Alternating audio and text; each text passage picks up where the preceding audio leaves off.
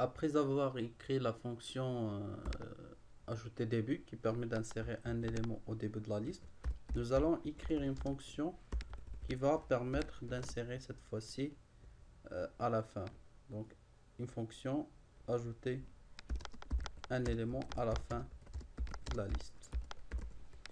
De la même manière, la fonction va retourner un nœud étoile, un pointeur de type nœud. La fonction, on va l'appeler ajouter f pour ajouter fin. Je passe en paramètre nœud étoile L, c'est-à-dire le premier élément de la liste, un pointeur qui pointe sur le premier élément ou bien la première case de la liste, et la valeur bien sûr que je souhaite insérer. Par la suite, donc de la même manière, je déclare un pointeur de type nœud, donc nœud étoile P, et je réserve la mémoire à l'aide de malloc. Par la suite, j'affecte la valeur x, donc p flèche v reçoit x, et du moment que cet élément, bien l'élément que je souhaite insérer, ce sera le dernier élément. Toujours dans les listes chaînées simples et doubles, donc le dernier élément, il a la caractéristique d'avoir un suivant qui pointe sur nul. C'est-à-dire que le suivant de P doit être égal à nul, donc on va affecter à P flèche suive l'adresse nulle. Parce que c'est le dernier élément de la liste. Une fois qu'on fait ça, une fois qu'on crée l'élément, on lui affecte la valeur x et on lui donne comme pointeur suivant égal à nul. On doit parcourir toute la liste jusqu'à ce qu'on arrive au dernier élément pour pouvoir établir la liaison entre le dernier et le nouvel élément qui sera le dernier nœud.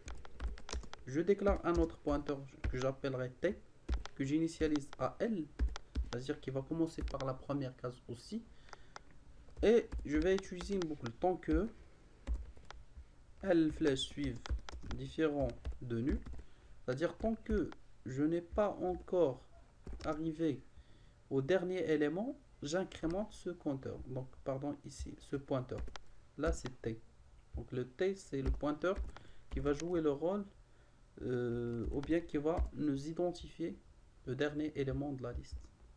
Une fois qu'on sort de cette liste, bien de cette boucle, on aura le t à la dernière case.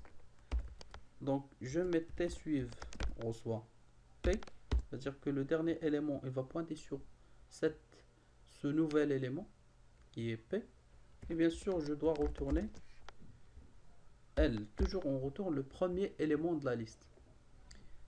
Sinon ici il se peut qu'on aura un problème là si la liste est égale à nul. Si on a la liste est égale à nul, on a deux possibilités. Soit qu'on retourne directement le P, parce que le P va constituer le premier et le dernier élément dans la liste en même temps, parce que ce sera l'unique élément qu'on a dans la liste. Donc on peut retourner P. Sinon, on peut faire appel à la fonction insérer début qu'on a écrit avant. Donc elle reçoit ajouter d L, x. Et je retourne le L. Return L. Donc si la liste est vide, on peut faire appel à la fonction ajouter début. Sinon, on fait ce traitement là.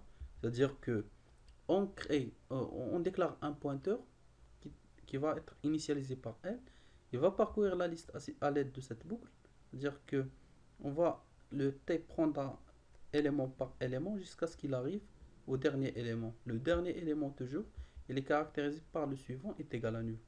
Dès qu'on sort de cette boucle, on affecte au suivant de t, p, c'est-à-dire on fait la liaison entre le dernier élément et le nouvel élément, et on retourne toujours L qui est le premier élément de